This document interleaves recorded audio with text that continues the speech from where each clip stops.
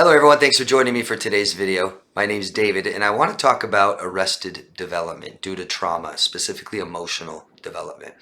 Before I get started, I'd appreciate it if you haven't already, subscribe to my channel and hit the notification bell so that you know when videos come out. I do several a week. And please ask questions. Let me know what you think of this video, up or down, and tell me down below. And share this if you can. Thank you very much. So, speaking like children. Why do adults speak like kids? Why do they do it? Well, some of us may do it because it feels good. It's comfortable. I think it's okay to embrace your inner child, for sure. It's fun, and not everybody does it. I don't really talk like a child. I did in high school. I talked like a younger child sometimes when I was horsing around with my friends and stuff like that.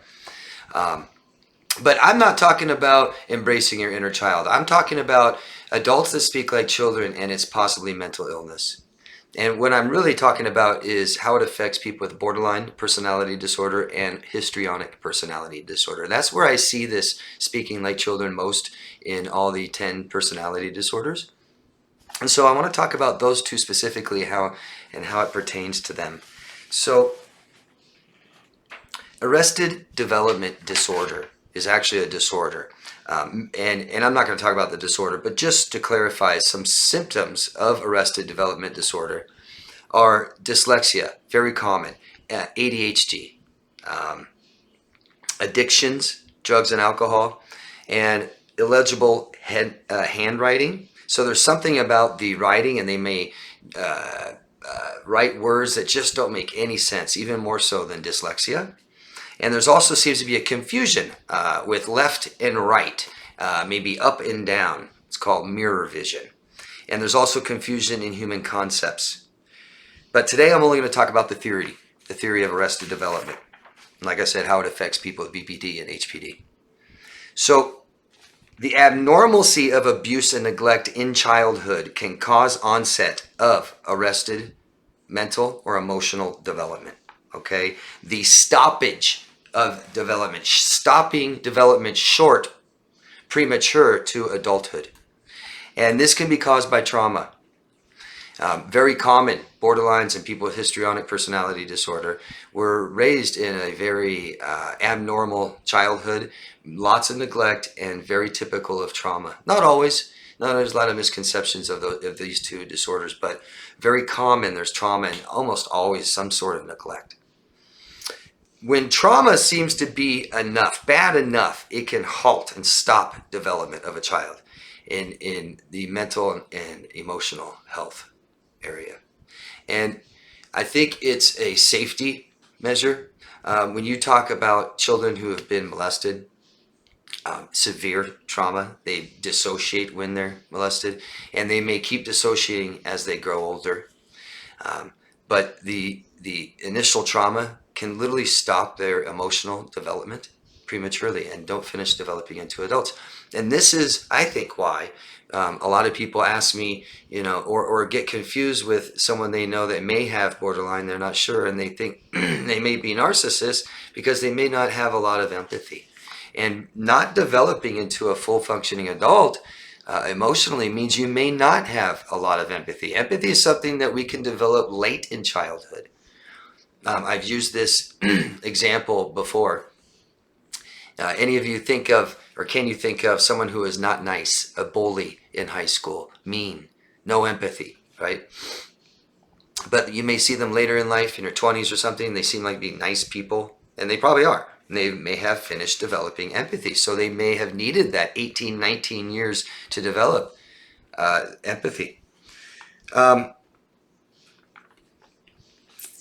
Also, this can attribute to less awareness of their emotions, of what their body's actually doing, and being able to process emotions, which really leads to their emotional dysregulation. And also can't keep themselves safe. I think this is a big safety factor, and that's why people dissociate. It's a safety mechanism. So when you mix in massive neglect, lots of neglect in childhood, or let's say a sign of lots of neglect in childhood is being very bad at communicating. Very, very bad. Whether it's they don't know how they feel, to tell you how they feel, or they're erratic in speech, or maybe maybe they're accusatory all the time, excited up and down. And then there's the safety part. And what I mean is, imagine acting like a child saying, please don't hurt me. A fear of adults and a fear of adulthood, a fear of being an adult. So, I've said this a lot. Imagine a 7 or 8-year-old dressed up with a nice business suit, or woman or male in a nice business suit, a briefcase, a car, a nice career, and you send them out to go do that. They may be able to function that way at work, but emotionally it's still a child, about 7 or 8-year-old child. And then you have the histrionic part, which is absolute attention. Think of the child that wants all the attention in the middle of the room, that maybe screams and louds and talks like a baby and talks like a kid. And I still see histrionics do this today, very much so. People that have been diagnosed with histrionic and people I just think are histrionic, and then I notice their speech. They talk like a baby, And imagine a sexual, provocative histrionic talking like a baby. Imagine, we have bedroom talk. Imagine baby talk in the bedroom. Yeah. So very much childlike symptoms and behaviors. Very much so. Arrested development, did not finish developing into a fully functioning adult emotionally. It could be mentally, in some cases physically. But today I'm talking about emotionally. And we need every single year of child development. We don't even start forming our personalities until we start entering adulthood. Our brains don't start growing till we're 25. A lot of us make a lot of mistakes in our early 20s, don't we? We don't really know who we are, but we're finding that out, hopefully, by 25, by 30, geez. But borderlines and histrionics have a very, very low self-awareness, not being able to look at themselves and focus on their own behaviors and being mindful and stuff like this. And I think children have that problem big time, don't they? And so this isn't like they act like children. They're literally may not be fully developed into adults. Let me know what you guys think. This was, I did this video because of people's questions lately. A lot of the videos I make are due to your guys' great questions that you have in my weekly Q&As. So let me know what you guys think about this video. I think this is also kind of fun. And I know a lot of people want to know, why do people talk like children? And, you could say it's a spectrum, huh? But some people like to do it for comfort of their inner child. But I think for some, it's mental illness. And it's sad. It is sad. And speaking like children lets you know that they resort to children to feel safe, to feel comfortable. And people like that, I have a certain amount of compassion and empathy for.